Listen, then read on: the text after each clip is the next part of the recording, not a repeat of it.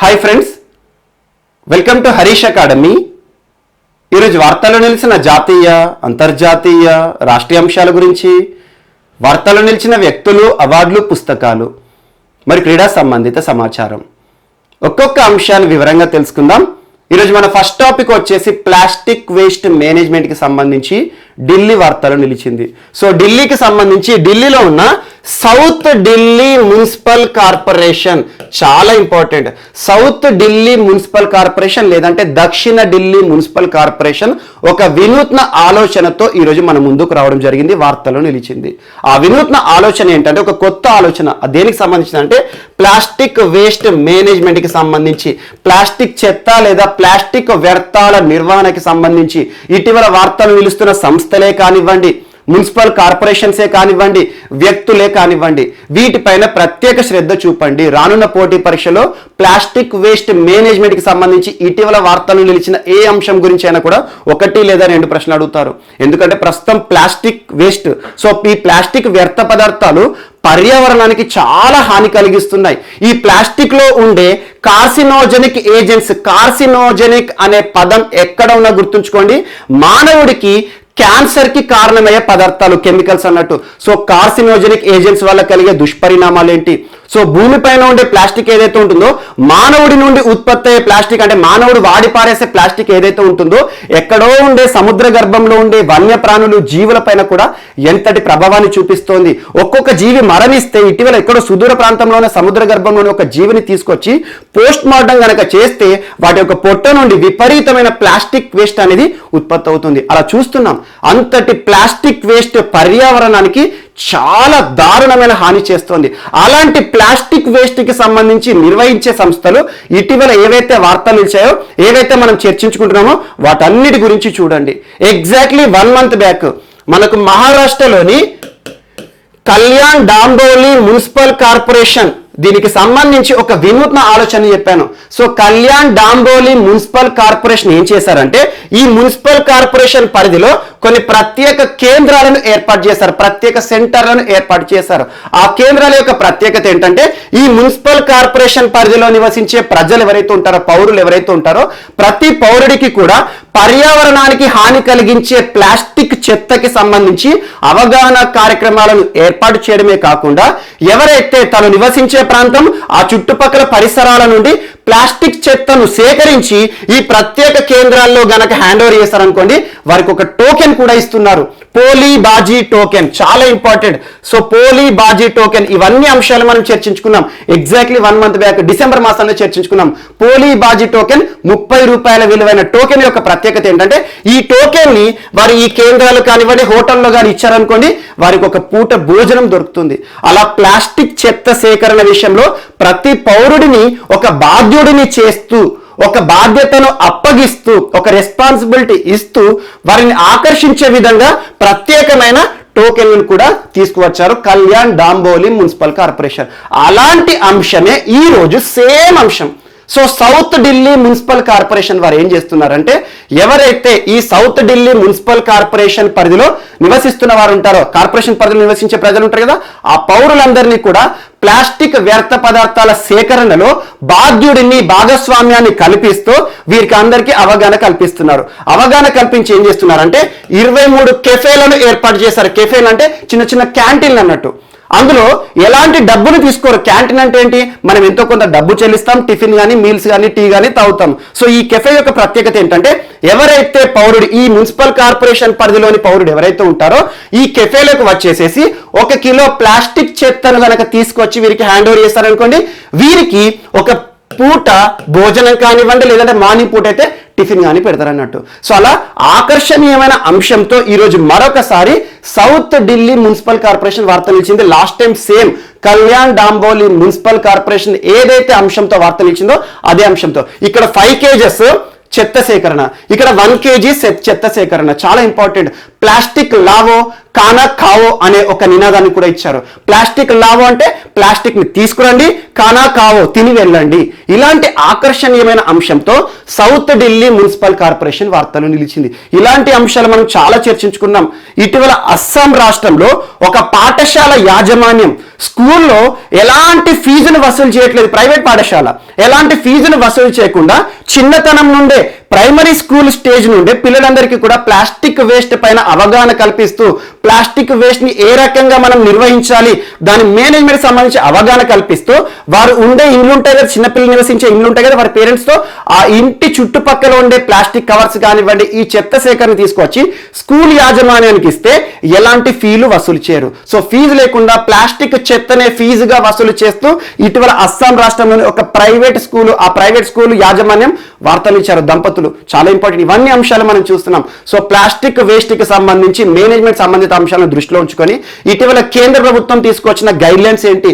Single usable plastic ని మన భారతదేశంలో ప్రోహిబిట్ చేస్తుంది భారత ప్రభుత్వం. లాస్ట్ ఇయర్ 2009 నుండి అమల్లోకి వచ్చింది.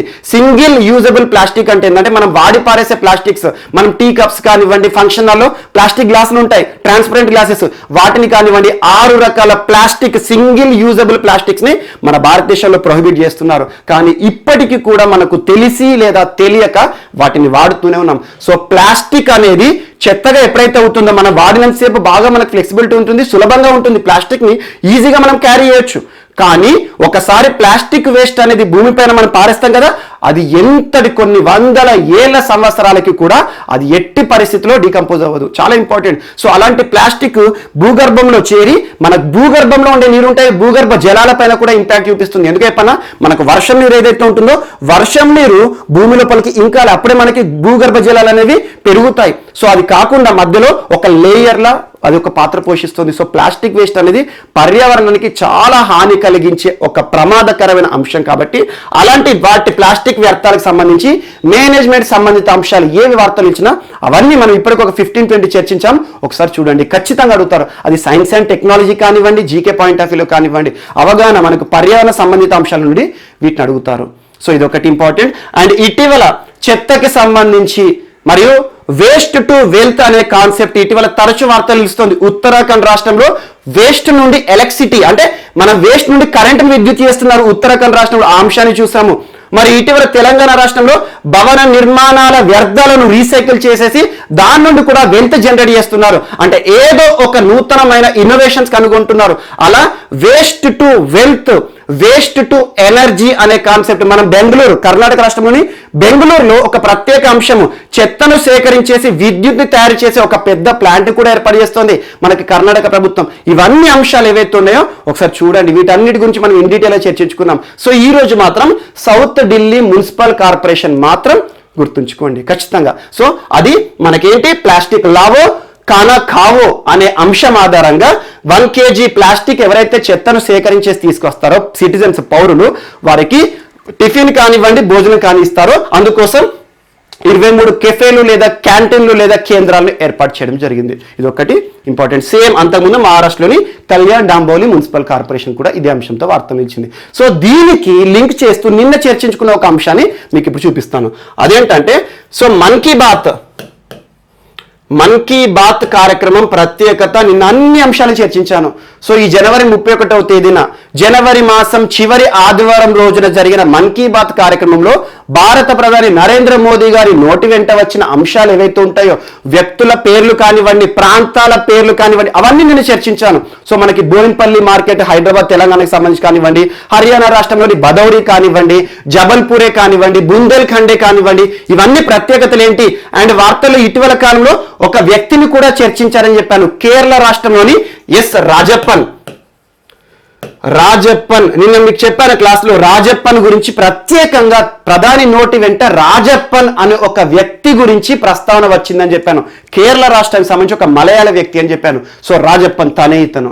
సో రాజప్పన్ ఎందుకు ఇక్కడ లింక్ చేస్తున్నా అంటే, ప్లాస్టిక్ సంబంధించి తను చేస్తున్న ఏవైతే కార్యకలాపాలు ఉంటాయో అద్భుతం, ఎంత ప్రశంసించినా కూడా తక్కువే, అతిశయోక్తి కాదు. ఎందుకంటే ప్లాస్టిక్ విషయంలో ప్రస్తుతం తను ఏదైతే కొట్టాయం డిస్టిక్ లో ఉంటున్నాడు. సో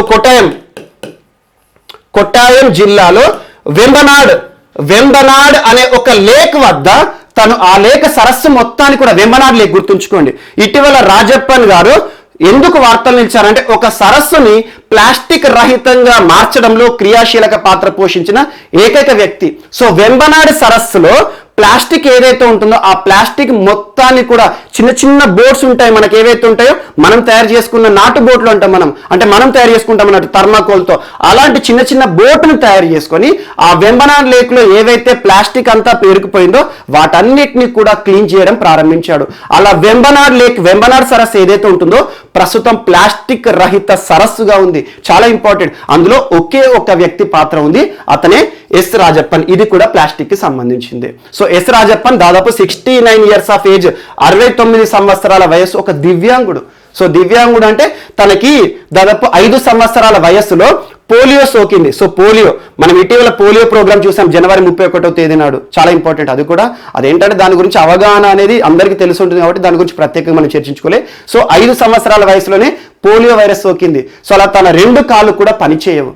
అలా ఒక దివ్యాంగుడిగా ఉన్నాడు. అయినా కూడా పర్యావరణం విషయంలో తను చేస్తున్న కృషి మన భారతదేశంలో దేశాధినేత మనకు ప్రస్తుతం ప్రధానమంత్రి నరేంద్ర మోదీ గారి నోటి వెంట తన మాట రావడం అంటే మామూలు విషయం కాదు. చాలా ఈ రోజు కూడా చూడండి తన గురించి ప్రత్యేకంగా ఒక్కొక్కరు ఎడిటోరియల్లో కూడా రాశారు జాతీయ పత్రికల్లో, ఎవరి ఎస్ రాజప్పన్ అని చెప్పేసి. సో ఎస్ రాజప్పన్ కేరళ రాష్ట్రానికి సంబంధించి ప్లాస్టిక్ విషయంలో తను చేసిన కృషి భారత ప్రధానిని కూడా ఆకర్షింపజేసింది. ఇలాంటి వ్యక్తుల గురించి మన్ కీ బాత్ కార్యక్రమంలో తరచూ చర్చిస్తున్నారు భారత ప్రధాని నరేంద్ర మోదీ గారు.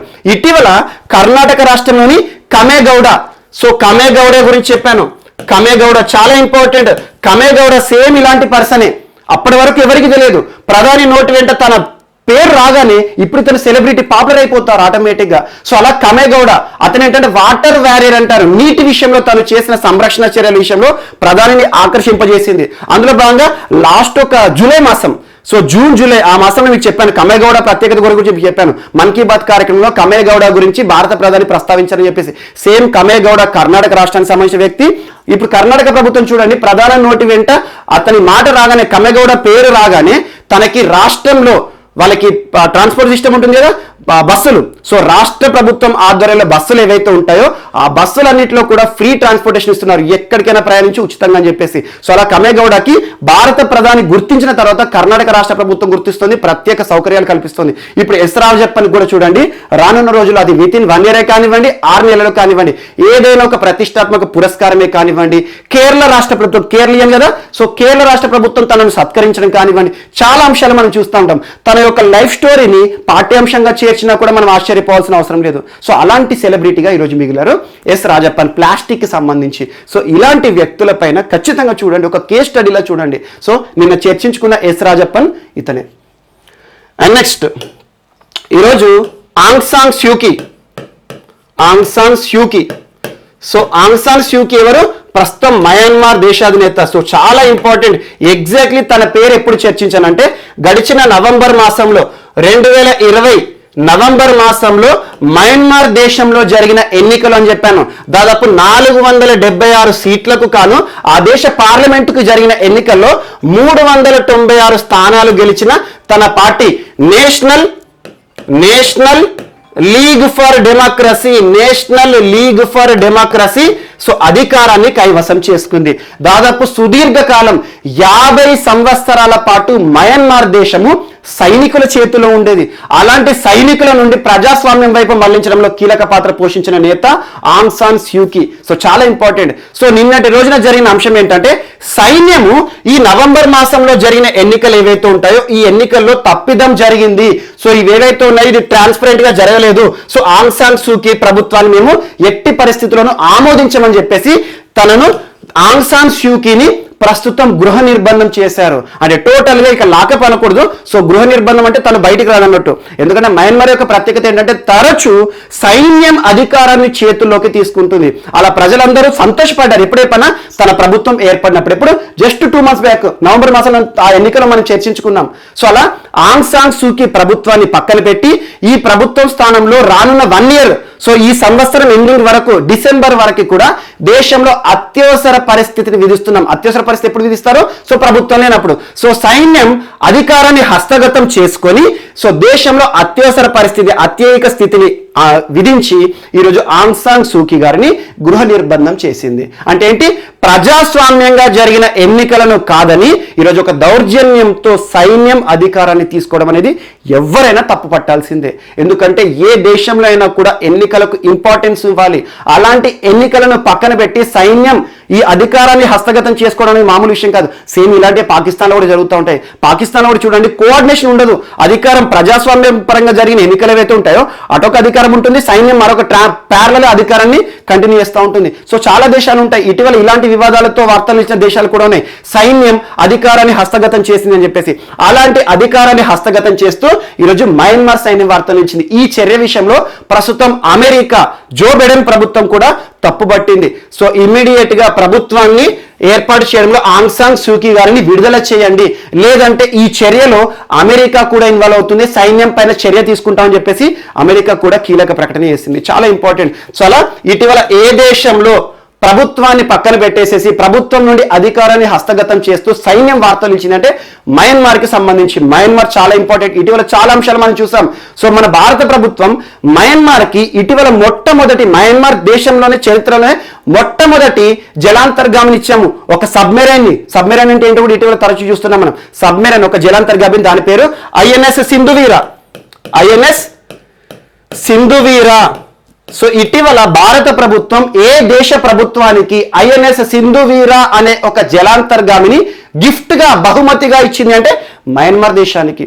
మరి ఇంకొక అంశం, ఇటీవల మయన్మార్ దేశానికి చైనాకి మధ్య సరిహద్దు వద్ద ఒక కంచె నిర్మాణాన్ని చేపడుతోంది చైనా ప్రభుత్వం. సో చైనా దాదాపు 2000 కిలోమీటర్ల పొడవైన ఒక ఫెన్సింగ్ వేస్తోంది, అంటే ఒక కంచె లాంటి నిర్మాణాన్ని ఏర్పడుతుంది. ఆ వివాదం గురించి కూడా చర్చించుకున్నాం మనం. చాలా ఇంపార్టెంట్. ప్రస్తుతం విస్తరణవాదమే ఆకాంక్షగా బతుకుతున్న చైనాకి సరిహద్దుగా ఉన్న మయన్మార్ దేశంలో రాజకీయంగా జరిగిన అధికారాన్ని హస్తగతం చేస్తూ సైన్యం ఈరోజు వార్తలు నిలిచింది. చాలా ఇంపార్టెంట్. అంటే ప్రభుత్వం రద్దయి ఈరోజు మయన్మార్ వార్తలు నిలిచింది. ఇటీవల ప్రభుత్వ రద్దు సంబంధిత అంశాలతో చాలా మనం చూస్తున్నాం. నిన్నటి కాలంలో మనం చూసాం కాంగో. సో కాంగో దేశ ప్రస్తుత ప్రధాని సిల్వెస్టర్ ఇలుంకావా అని చెప్పాను. సో సిల్వెస్టర్ ప్రభుత్వం పైన అభిశంసన అంటే తొలగింపు తీర్మానాన్ని ప్రవేశపెట్టారు. ఆ తొలగింపు తీర్మానం నెగ్గడం ద్వారా సిల్వెస్టర్ రాజీనామా చేశారు. అలాంటి ప్రభుత్వాలు ఇటీవల ప్రభుత్వాల పతనమే చాలా వార్తలు ఇచ్చాయి. అండ్ కొంతమంది ప్రభుత్వాలు ప్రధానిగా రాజీనామా చేస్తూ వార్తలు నిలిచారు. కొన్ని ప్రభుత్వాలు దేశంలో దేశాధినేతలు ఇద్దరు మహిళలు అనే అంశంతో వార్తలు ఇచ్చారు. ఎస్టోనియా కాజా కల్లాస్ ద్వారా ఏర్పడింది. సో ఇవన్నీ అంశాలు చూడండి ఒకసారి. ఈరోజు మయన్మార్ తల నిలిచింది. సో ప్రజాస్వామ్యబద్ధంగా జరిగిన ఎన్నికలను కాదని సైన్యం అధికారాన్ని హస్తగతం చేస్తూ ఈరోజు చేసిన చర్య అమెరికా లాంటి దేశమే కాదు ప్రతి దేశానికి కూడా ఆగ్రహోద్వేషాలకు గురి చేయడం జరుగుతుంది. అండ్ నెక్స్ట్ నేపాల్కి సంబంధించిన అంశం. Lower Arun hydro electric project. So lower Arun hydro electric project Nepal దేశంలో నిర్మితమవుతున్న ఒక జల విద్యుత్ శక్తి ప్రాజెక్ట్. ఏ జిల్లాలో అంటే మనకి సంకవ సభ అనే జిల్లా మరియు భోజ్పూర్ జిల్లా. సో భోజ్పూర్ జిల్లా, ఈ రెండు జిల్లాల పేర్లు జస్ట్ చూడండి అంత సరిపోతుంది. ఎగ్జామ్లో అడగాను అంత డెప్త్గా. సో ఇటీవల వార్తలు నిలిచిన lower Arun hydroelectric power project ఏ దేశానికి సంబంధించింది వార్తలు నిలిచింది అంటారు. నేపాల్కి సంబంధించింది. ఏ జిల్లాలో ఉంది అంటే సంకవ సభ మరియు భోజ్పూర్ జిల్లాలు ఎక్కడ ఉన్నాయి? నేపాల్లో ఉన్నాయి. సో అలా దాదాపు 697. సో 600 గుర్తుంచుకోండి. ఎగ్జాక్ట్ ఫిగర్ అవసరం లేదు. కొన్ని పుస్తకాలు కొన్ని వార్తాపత్రికలో 679 అని రాశారు. కొన్ని పుస్తకాల్లో లేదా కొన్ని వార్తాపత్రికల్లో 679, 697 ఏదైనా కావచ్చు. సో 6 అని అనుకోండి. ఈ మెగావాట్స్ గురించి అడిగారు. దాదాపు 679 మెగావాట్ల సామర్థ్యం కల జల విద్యుత్ శక్తి ప్రాజెక్ట్ మనకి lower Arun hydro electric project కి సంబంధించి ఇటీవల బిడ్డింగ్ జరిపింది నేపాల్ ప్రభుత్వం. సో కేపీ ఓలీ ప్రభుత్వము. ఆ బిడ్డింగ్ లో ఈ బిడ్డింగ్ అంటే టెండర్ ప్రక్రియ జరిపింది. అంటే ఆ నిర్మాణ పనులకు సంబంధించి ఎవరు ఈ టెండర్ ని గెలుచుకున్నారంటే భారతదేశానికి సంబంధించిన సంస్థ సట్లెజ్ విద్యుత్ నిగమ్ లిమిటెడ్. సో SVNL అని గుర్తుంచుకోండి, సట్లెజ్ విద్యుత్ నిగమ్ లిమిటెడ్. సట్లెజ్ విద్యుత్ SVNL అనే సంస్థ ఈ జల విద్యుత్ శక్తి ప్రాజెక్ట్ ఏదైతే ఉంటుందో ఈ నిర్మాణ పనులన్నింటినీ కూడా పూర్తి చేస్తుంది. సో భారతదేశానికి సంబంధించిన ఒక సంస్థ lower Arun hydroelectric power project నిర్మాణ పనులను చూసుకోబోతోంది. ఇది ఒక్కటి ఇంపార్టెంట్, చాలా ఇంపార్టెంట్. ఎందుకంటే మనకి నేపాల్ దేశంలో జరిగే ఒక ప్రక్రియ ఏదైతే ఉంటుందో, ఒక నిర్మాణం ఏదైతే ఉంటుందో భారతదేశానికి సంబంధించిన ఒక సంస్థ చేయడం అంటే చాలా ఇంపార్టెంట్. ఇది ఒకటి. అండ్ దీనికి సంబంధించి lower Arun hydroelectric power project ఇటీవల వార్తలు ఇచ్చింది ఏ దేశానికి సంబంధించింది అంటే నేపాల్. ఏ జిల్లాలో ఉంది అంటే ఎంత దీని యొక్క విద్యుత్ కెపాసిటీ ఎంత అంటే 679 మెగావాట్స్ అని గుర్తుంచుకోండి, లేకపోతే అరౌండ్ గా గుర్తుంచుకోండి 600 మెగావాట్స్ అని గుర్తుంచుకోండి. వీటి గురించి అడిగారు ఎన్ని మెగావాట్లు అని అంత ఘోరంగా అడిగారు క్వశ్చన్స్. సో ఇది ఒకటి గుర్తుంచుకోండి సరిపోతుంది. అండ్ నెక్స్ట్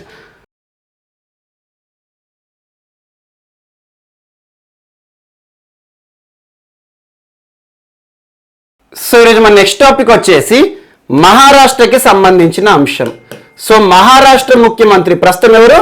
ఉద్ధవ్ ఠాక్రే గారు రాష్ట్ర వ్యవసాయాన్ని దృష్టిలో ఉంచుకొని ఒక ప్రత్యేక వ్యవసాయ విధానాన్ని ఈరోజు తీసుకురావడం జరిగింది. అదేంటంటే Maharashtra agriculture pump power connection policy. అంటే ఏంటి? వ్యవసాయానికి కావలసిన నల్లాలు పంపులు ఏవైతే ఉంటాయో వాటికి విద్యుత్ని అందించే విద్యుత్ సంబంధిత పాలసీని తీసుకురావడం జరిగింది. So Maharashtra agriculture pump power connection policy ఈరోజు వార్తలు ఇచ్చింది. ఇందులో టార్గెట్స్ ఏంటంటే 2022 ఇయర్ ఎండ్ లోపల, అంటే ఈ 2 సంవత్సరాల వ్యవధిలో 2021 2022 సంవత్సరం డిసెంబర్ మాసం వరకల్లా రాష్ట్రంలో దాదాపు 2 లక్షల పవర్ కనెక్షన్లను కల్పించాలి వ్యవసాయ పొలాలకు. అవి ఏవైతే ఉంటాయో కమతాలు ఉంటాయి కదా, సో వ్యవసాయం పంట భూములు ఏవైతే ఉంటాయో వాటికి 2 లక్షల పవర్ కనెక్షన్స్. ఎందుకు? నల్ల సౌకర్యం ఏదైతే ఉంటుందో వ్యవసాయానికి కావాల్సిన ట్యాప్స్ ఉంటాయి కదా వాటికి విద్యుత్ అందించే సౌకర్యంతో. అండ్ ఇంకొకటి, రానున్న 3 సంవత్సరాలు వరకు దాదాపు రాష్ట్రంలో ప్రతి పంట భూమికి కూడా 8 గంటల నిరంతర విద్యుత్ని కల్పించాలి. నిరంతర విద్యుత్ అందించాలంటే రాష్ట్రానికి కావాల్సింది first of all power connection ఇవ్వాలి. ఫస్ట్ మొదటి విడతలో 2 సంవత్సరాల లోపల మొత్తం రాష్ట్రంలో ఉన్న అన్ని వ్యవసాయ కమతాలకి కూడా విద్యుత్ కనెక్షన్ ని కల్పించాలి పంపు సెట్ల కోసం వ్యవసాయానికి ఉపయోగపడే రీతిలో.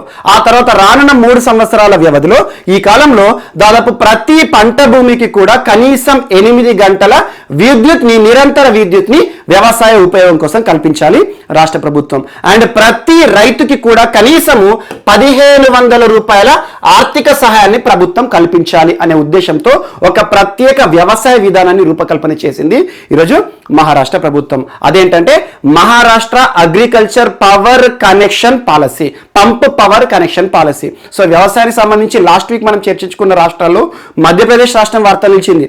దేశంలోనే మొట్టమొదటి రాష్ట్రంగా మధ్యప్రదేశ్ రాష్ట్రము.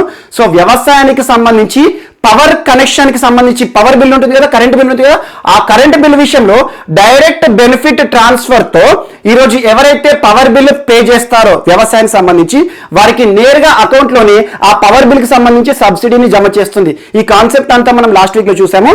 ఈరోజు పంప్ పవర్ కనెక్షన్ పాలసీ సంబంధిత అంశంతో మహారాష్ట్ర కూడా వార్తలు నిలిచింది. చాలా ఇంపార్టెంట్, నేరుగా గుర్తుంచుకోండి. మన రాష్ట్రీయ అంశాలైతే మన వ్యవసాయాన్ని అభివృద్ధి చేయడానికి, రైతులను ఆదుకోవడానికి ఏ పథకాలు ఉంటాయి అవన్నీ చూడండి. ఇక మిగతా ఏవైతే ఉంటాయో వ్యవసాయానికి సంబంధించి కాబట్టి నేరుగా గుర్తుంచుకోండి. ఇటీవల పంప్ పవర్ కనెక్షన్ పాలసీని ఏ రాష్ట్రం తీసుకొచ్చింది అంటే వ్యవసాయానికి సంబంధించి మహారాష్ట్ర.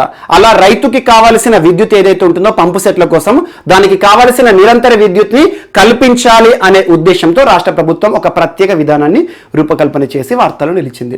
అండ్ నెక్స్ట్ ఈరోజు కేంద్ర క్రీడలు మరియు యువజన వ్యవహారాల శాఖ మంత్రి, ministry of sports and ministry of youth affairs, కేంద్ర యువజన వ్యవహారాలు మరియు క్రీడల మంత్రిత్వ శాఖ ఇటీవలే అదనపు బాధ్యతలు కూడా తనకు అప్పజెప్పడం జరిగింది. శ్రీపద యశో నాయక్ గారు హాస్పిటలైజ్డ్ అయ్యారు. ఎందుకంటే యాక్సిడెంట్ ప్రమాదాన్ని ఎదుర్కొన్నారు కాబట్టి ప్రస్తుతం శ్రీపద యశో నాయక్ గారికి సంబంధించి కన్సర్న్ మినిస్ట్రీ ఏంటి, మినిస్ట్రీ ఆఫ్ ఆయుష్ ని కూడా తనకు అడిషనల్ బాధ్యతగా అప్పగించింది కేంద్ర ప్రభుత్వం. సో ఎవరు తను? కిరణ్ రిజిజు గారు ఈరోజు ఒక ప్రత్యేక రెఫరెన్స్ మెటీరియల్ ని ఆవిష్కరించడం జరిగింది. ఆ రెఫరెన్స్ మెటీరియల్ ఏంటంటే భారతదేశంలో క్రీడాకారులకు సంబంధించి, క్రీడా రంగానికి సంబంధించి డోపింగ్ అనే పదం మనం తరచూ వింటూ ఉంటాము. సో ఎవరైతే క్రీడాకారులు ఉంటారో వారి శరీర సామర్థ్యాన్ని మించి ఉత్ప్రేరకాలను తీసుకుంటారు. కొంతమంది ఏదైతే క్యాటలిస్ట్ అంటాం మన కెమిస్ట్రీలో, అంటే ఏంటి, రసాయన చర్య ఏదైతే ఉంటుందో దానికి మరింత పవర్ఫుల్ గా వేగవంతం చేస్తుంది. అలా మన శరీరానికి కూడా మన శరీర సామర్థ్యానికి మించి మన శరీర సామర్థ్యాన్ని చూపించాలి, బలం కావాలంటే ఉత్ప్రేరకాలు, కొన్ని మెడిసిన్ డ్రగ్స్ తీసుకుంటారు. అలాంటి డ్రగ్స్ తీసుకున్న క్రీడాకారులు ఎవరైతే ఉంటారో డోపింగ్ టెస్ట్ లో వారి జీవితాన్ని మొత్తం కూడా నాశనం చేసుకుంటున్నారు. అలాంటి డోపింగ్ టెస్ట్ ని ఉద్దేశించి ప్రత్యేక reference material to test doping సంబంధిత అంశాలు, అంటే భారతదేశంలో క్రీడాకారులకు సంబంధించి డోపింగ్ టెస్ట్లకు మరింత ప్రాధాన్యత కల్పిస్తూ ఎవరు కూడా డోపింగ్ సంబంధిత అంశాలకు గురి కాకుండా యాంటీ డోపింగ్ నిబంధనలు దృష్టిలో ఉంచుకొని ఒక ప్రత్యేక రెఫరెన్స్ మెడిసిన్ లేదా మెటీరియల్ ని ఆవిష్కరించడం జరిగింది. అదేంటంటే మనకు sports minister Kiran Rijiju launches the first reference material synthesised by 2 industries, 2 సంస్థలు గుర్తుంచుకోండి. ఈ రెఫరెన్స్ మెటీరియల్ ఎవరు ఆవిష్కరించారు అంటే national dope testing laboratory. National dope testing laboratory అంటేనే భారతదేశంలో డోపింగ్ సంబంధిత పరీక్షలు నిర్వహించే సంస్థ. మరియు ఒక ఫార్మా దిగ్గజం, ఫార్మా కళాశాల, మనకి ఫార్మా యూనివర్సిటీ అనే ఫార్మా రంగంలోనే అత్యున్నత విలువలతో కూడిన ఒక విద్యా సంస్థ NIPER. So NIPER, pharma students తెలుసు నైపర్ అంటే ఏంటంటే national institute of pharmaceutical education and research. National institute of pharmaceutical education and research. So భారతదేశంలో వివిధ ప్రాంతాల్లో నైపర్ సంస్థలు ఉన్నాయి, నైపర్ విద్యా సంస్థలు ఉన్నాయి. అన్నిటికంటే బెస్ట్ ఏంటంటే మనకు గౌహతి, చాలా important. So Guwahati, NIPER, Guwahati మరియు ఎన్డిటిఎల్ నేషనల్ డోప్ టెస్టింగ్ ల్యాబొరేటరీ, ఇరు సంస్థలు కలిసి ఇటీవల ఒక ఒప్పందాన్ని కుదుర్చుకున్నాయి. రానున్న సంవత్సరంలో 20 రెఫరెన్స్ మెటీరియల్ ని తయారు చేయాలి. రెఫరెన్స్ మెటీరియల్ అంటే ఏం లేదు, డోపింగ్ టెస్ట్ చేయడానికి కావాల్సిన టెస్ట్ టూల్స్ ఉంటాయి కదా, దానికి సంబంధించి అందులో వాడే ఒక మెటీరియల్ అన్నట్టు. సో రెఫరెన్స్ మెటీరియల్ ని కనుగొనడం జరిగింది. రానున్న సంవత్సరంలో 20 రెఫరెన్స్ మెటీరియల్ ని ఈ ఇరు సంస్థలు కలిసి కూడా ఆవిష్కరించబోతున్నాయి. సో అందులో మొట్టమొదటిది రెఫరెన్స్ మెటీరియల్ ఈరోజు వార్తలు ఇచ్చింది. సో స్పోర్ట్స్ మినిస్టర్ గారు ఆవిష్కరించడం జరిగింది. స్పోర్ట్స్ మినిస్టర్ అండ్ యువజన వ్యవహారాలు. ఎందుకంటే స్పోర్ట్స్ రంగంలోనే డోపింగ్, మనకు వరల్డ్ యాంటీ డోపింగ్ ఏజెన్సీ ఇటీవల తరచూ వార్తలు ఇస్తుంది. వాడా దృష్టిలో కనుక ఎవరైనా క్రీడాకారుడు డోపింగ్ టెస్ట్ లో పట్టుబడ్డాడు అనుకోండి, జీవితకాల నిషేధాన్ని కూడా ఎదుర్కొన్న వారు ఉన్నారు. చాలా మంది క్రికెటర్సే కానివ్వండి, ముఖ్యంగా బ్యాడ్మింటన్ క్రీడాకారులు కానివ్వండి, ప్రపంచంలో అత్యధిక ఆదరణ కలిగిన స్పోర్ట్ అంటే మనకు ఫుట్బాల్. ఫుట్బాల్లో కూడా చాలా మంది క్రీడాకారులు తెలుసో తెలియకుండా, కొంతమంది కావాలని డ్రగ్స్ తీసుకుంటారు, కొంతమంది తెలియకుండా వాటర్ బాటిల్స్ రూపంలో కానివ్వండి, వారు తీసుకున్న ఫుడ్ ఐటమ్స్ లో కూడా కొన్ని సందర్భాల్లో డోపింగ్ కి గురయ్యారు. సో డోపింగ్ టెస్ట్ లో గనక ఒక క్రీడాకారుడు దొరికితే తనపైన నిషేధం అనేది ఎదుర్కోవాల్సి ఉంటుంది. అలాంటి డోపింగ్ ని మనం మొత్తం కూడా నియంత్రించాలి, అసలు డోపింగ్ మొత్తం నివారించాలని చెప్పేసి ప్రత్యేక చర్యల భాగంగా భారత ప్రభుత్వం ఈరోజు ఇది ఆవిష్కరించడం జరిగింది, ఒక ప్రత్యేక రెఫరెన్స్ మెటీరియల్. ఏ సంస్థలు ఈ రెఫరెన్స్ మెటీరియల్ ఆవిష్కరించాయంటే national dope testing laboratory and national institute of pharmaceutical education and research. So Guwahati సంస్థ. అండ్ డోపింగ్ అంటే ఏంటంటే మనకి ఏదైతే ఉంటుందో మన శరీర సామర్థ్యాన్ని మించి అదనపు బలాన్ని పొందడానికి ఒక క్రీడాకారుడు కానివ్వండి, ఒక వ్యక్తి కానివ్వండి తీసుకునే ఉత్ప్రేరకాలనే మనకు డోపింగ్ సంబంధిత మెడిసిన్ అంటాము. సో అందులో స్టీరాయిడ్స్ కూడా ఉంటాయి చాలా. నెక్స్ట్, ఈరోజు వైల్డ్ లైఫ్ కంట్రోల్ బ్యూరో వార్తలు నిలిచింది. నేరుగా గుర్తుంచుకోండి, wild life crime control bureau. Wild life crime control అంటే ఏంటి, ఎప్పుడైనా గుర్తుంచుకోండి, ఒక సంస్థకి సంబంధించి దాని అర్థాన్ని చూడండి, దాన్ని రీడ్ ఇన్ బిట్వీన్ లైన్స్, దాని అర్థం చూస్తే మనకు దాని యొక్క ఉద్దేశం ఏంటి, అసలు ఆ సంస్థ ఎందుకు ఏర్పడిందో మనకు తెలుస్తుంది. సో వైల్డ్ లైఫ్ అంటే ఏంటి, వన్యప్రాణులు. క్రైమ్ అంటే వన్యప్రాణులకి సంబంధించిన నేరాలను, కంట్రోల్ అంటే నియంత్రణ చేసే సంస్థ. వన్యప్రాణులపై జరుగుతున్న నేరాలు, ఏవైతే అక్రమ రవాణా సంబంధిత అంశాలు ఉంటాయో, వన్యప్రాణులను పోచింగ్ చేయడం కానివ్వండి, చంపివేయడం కానివ్వండి, ఇలాంటి అంశాలను నియంత్రించే సంస్థ wild life crime control bureau ఈరోజు వార్తలు ఇచ్చింది. ఇది ఒక స్టాచ్యుటరీ బాడీ. స్టాచ్యుటరీ బాడీ అంటే కేంద్ర ప్రభుత్వం లేదా పార్లమెంట్ ఒక చట్టాన్ని రూపకల్పన చేసి ఆ చట్టం ఆధారంగా ఒక సంస్థ గనక ఏర్పడింది అనుకోండి, దాన్ని చట్టబద్ధ సంస్థ అంటాము. భారతదేశంలో చట్టబద్ధ సంస్థలు, స్టాచ్యుటరీ ఆర్గనైజేషన్ సంస్థలు ఏమేమి ఉంటాయి, భారతదేశంలో కాన్స్టిట్యూషనల్ బాడీస్ ఏమేమి ఉంటాయి, ఖచ్చితంగా చూడండి. కాన్స్టిట్యూషనల్ బాడీస్ అంటే ఇటీవల చాలా మనం చర్చించుకున్నాం. అటార్నీ జనరల్ ఆర్టికల్ 76 కానివ్వండి, CAG controller and auditor general of India article 148 కానివ్వండి, మరియు భారతదేశంలో ఎలక్షన్ కమిషన్ ఆఫ్ ఇండియా కానివ్వండి ఆర్టికల్ 324, కేంద్ర ఆర్థిక సంఘం ఆర్టికల్ 280 కానివ్వండి, చాలా సంస్థలు ఉంటాయి. సో అలా రాజ్యాంగంలోని ఒక ప్రకరణ ఒక సంస్థను సూచించింది అనుకోండి, అది మనకు రాజ్యాంగబద్ధ సంస్థ. లేదు ఒక సంస్థను ఏర్పాటు చేయడానికి పార్లమెంటు ద్వారా కేంద్ర ప్రభుత్వం ఒక చట్టాన్ని చేసింది అనుకోండి, వాటిని చట్టబద్ధ సంస్థలు అంటారు. చట్టబద్ధ సంస్థ ఒక చట్టం ద్వారా ఏర్పడుతుంది. Example national green tribunal. So అలా ఒక చట్టబద్ధం 2010 యాక్ట్ ద్వారా ఏర్పడింది. జాతీయ హరిత ట్రిబ్యునల్ యాక్ట్ చట్టము 2010 ద్వారా. సో అలా ఈరోజు వైల్డ్ లైఫ్ కంట్రోల్ బ్యూరో ఏ చట్టం ద్వారా ఏర్పడింది అంటే వైల్డ్ లైఫ్ యాక్ట్ అంటే ఏంటి, వన్యప్రాణి సంరక్షణ చట్టం. వన్యప్రాణి సంరక్షణ చట్టం వైల్డ్ లైఫ్ ప్రొటెక్షన్ యాక్ట్ 1972 చాలా సార్లు చర్చించాను. ఇటీవల ఏదైనా జంతువు గురించి ఒక జీవి గురించి మనం చర్చించుకున్నప్పుడు వీటికి సంబంధించి క్లాసిఫికేషన్ కూడా చెప్తున్నాను.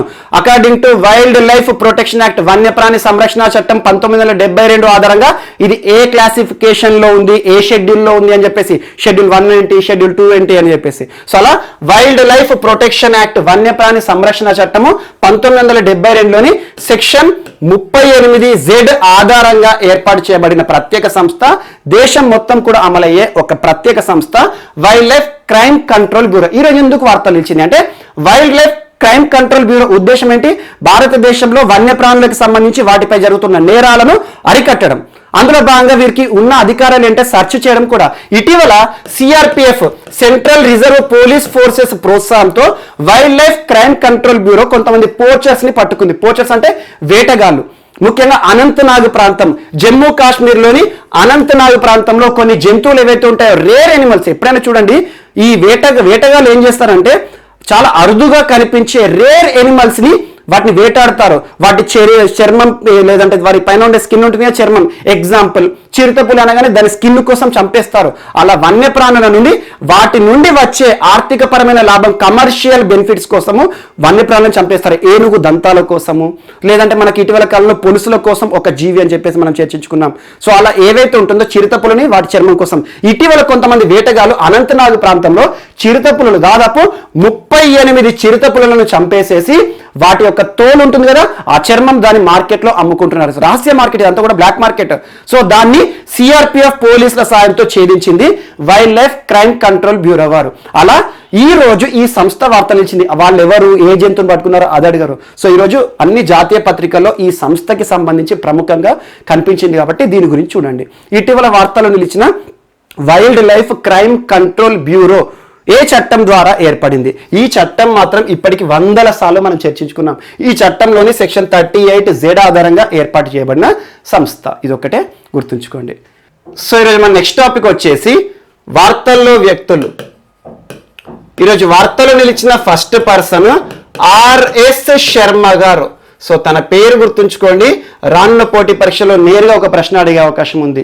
ఈరోజు ఆర్ఎస్ శర్మ గారు ఒక నూతన నియామకానికి సంబంధించి నూతన సిఇఓగా వార్తలు నిలిచారు. నూతన సిఇఓ, సో న్యూ సిఇఓ, నూతన చీఫ్ ఎగ్జిక్యూటివ్ ఆఫీసర్. దీనికి ఆయుష్మాన్ భారత్ చాలా important.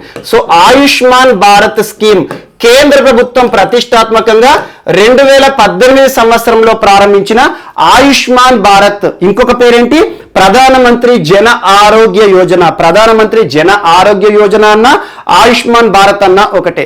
So Ayushman Bharat programme 2018 నుండి దేశంలో అమల్లోకి వచ్చింది. సో ఆయుష్మాన్ భారత్ ప్రోగ్రామ్ కి ఇప్పటి వరకు సిఇఓగా విధులు నిర్వర్తించిన వ్యక్తి ఎవరు అంటారు, ఎందుకంటే తన స్థానంలోనే ఈరోజు నూతన సిఇఓగా ఆర్ఎస్ శర్మ గారు వార్తలు నిలిచారు.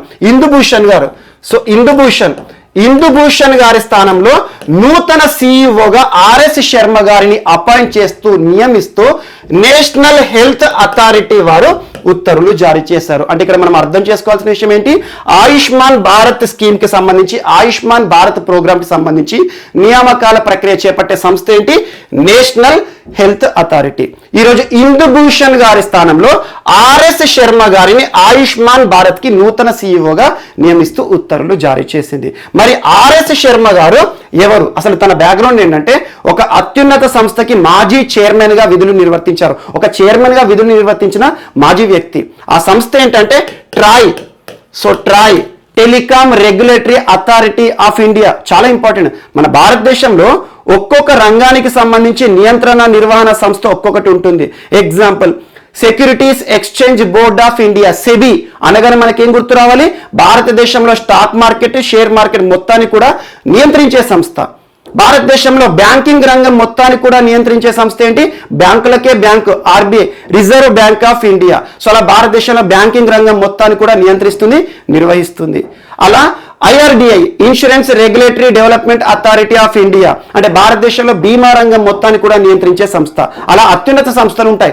అలాంటి ఒక అత్యున్నత సంస్థ టెలికాం రంగాన్ని మొత్తాన్ని కూడా భారతదేశంలో నిర్వహించే సంస్థ ట్రాయ్ సంస్థకి మాజీ చైర్మన్ గా విధులు నిర్వర్తించిన ఆర్ఎస్ శర్మ గారు ఈరోజు నూతన సీఈఓగా ఇందుభూషణ్ గారి స్థానంలో ఆయుష్మాన్ భారత్ ప్రోగ్రామ్ కి సీఈఓగా వార్తలు నిలిచారు. చాలా ఇంపార్టెంట్. నేషనల్ హెల్త్ అథారిటీ దీనికి సంబంధించి నియామక ప్రక్రియని చేపట్టింది. అండ్ ఇక్కడ కొన్ని అంశాలు ఏంటంటే 2018 సంవత్సరం భారత ప్రభుత్వం ఆయుష్మాన్ భారత్ ప్రోగ్రామ్ ని ప్రారంభించింది. నేషనల్ హెల్త్ పాలసీ 2017 ఆధారంగా, జాతీయ ఆరోగ్య విధానం 2017 ఆధారంగా యూనివర్సల్ హెల్త్ కవరేజ్ ని దృష్టిలో ఉంచుకొని ఆయుష్మాన్ భారత్ ప్రోగ్రామ్ ని భారత ప్రభుత్వం, కేంద్ర ప్రభుత్వం ప్రారంభించింది. మరి మనందరికీ తెలుసు 2015 నుండి 2030 ప్రపంచవ్యాప్తంగా ప్రతి దేశం కూడా సాధించాల్సిన లక్ష్యాలు, సుస్థిరాభివృద్ధి లక్ష్యాలు, సస్టైనబుల్ డెవలప్మెంట్ గోల్స్ లో కూడా ఆరోగ్య రంగం విషయంలో సాధించాల్సిన లక్ష్యాలు ఉన్నాయి. అవన్నీ దృష్టిలో ఉంచుకొని నేషనల్ హెల్త్ పాలసీ 2017 ఆధారంగా ఆయుష్మాన్ భారత్ లేదంటే ప్రధానమంత్రి జన ఆరోగ్య యోజన అనే ఒక ప్రతిష్టాత్మక కార్యక్రమాన్ని కేంద్ర ప్రభుత్వం ప్రారంభించింది. ఇటీవల ఒక్కొక్క రాష్ట్రం వార్తలు నిలుస్తుంది. కేంద్ర పాలిత ప్రాంతం జమ్మూ కాశ్మీర్ కానివ్వండి. అండ్ లాస్ట్ టైం మనము తెలంగాణ రాష్ట్రం గురించి చూసాము. తెలంగాణ రాష్ట్ర ప్రభుత్వం రాష్ట్రంలో ఆయుష్మాన్ భారత్ ప్రోగ్రామ్ ని కూడా అమలు చేయబోతున్నారు, ఆరోగ్యశ్రీ ప్రోగ్రామ్ తో పాటు అని చెప్పాను. చాలా ఇంపార్టెంట్. సో అలా ఆయుష్మాన్ భారత్ కి నూతన సీఈఓగా ఈరోజు వార్తలు నిలిచిన వ్యక్తి ఆర్ఎస్ శర్మ. ఎవరి స్థానం? ఇప్పటివరకు విధులు నిర్వర్తించిన వ్యక్తి ఎవరు? ఇందుభూషణ్ గారు. And next Paul J Crutzen. Paul J Crutzen ఒక కెమిస్ట్, రసాయన శాస్త్రంలో శాస్త్రవేత్త, నోబెల్ పురస్కార గ్రహీత. సో నోబెల్ పురస్కార గ్రహీత అంటే మామూలు వ్యక్తి కాదు.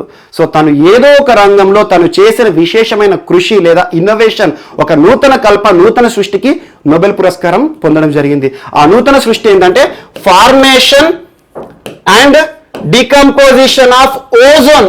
సో ఓజోన్ లేయర్ కి సంబంధించిన కొన్ని ప్రయోగాలు చేసిన రసాయన శాస్త్రవేత్త పాల్ జే క్రడ్జెన్ ఈరోజు మరణిస్తూ వార్తలు నిలిచారు. నేరుగా గుర్తుంచుకోండి, తన గురించి డీటెయిల్స్ అన్ని అవసరం లేదు.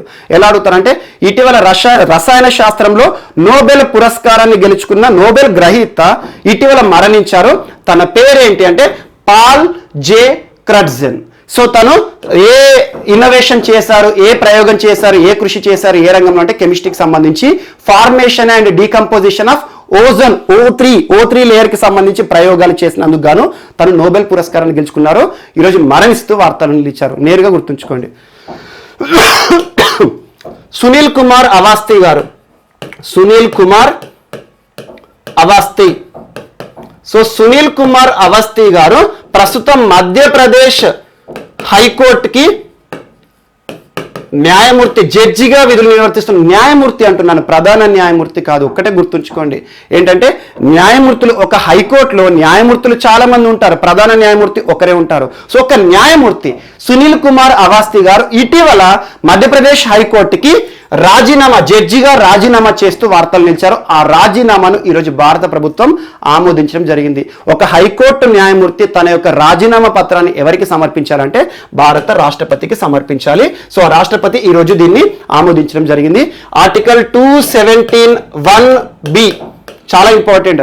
భారతదేశంలో న్యాయమూర్తుల నియామక ప్రక్రియ కానివ్వండి, న్యాయమూర్తులకు సంబంధించిన అన్ని అంశాలు కూడా ఆర్టికల్ 217 లో ఉంటాయి.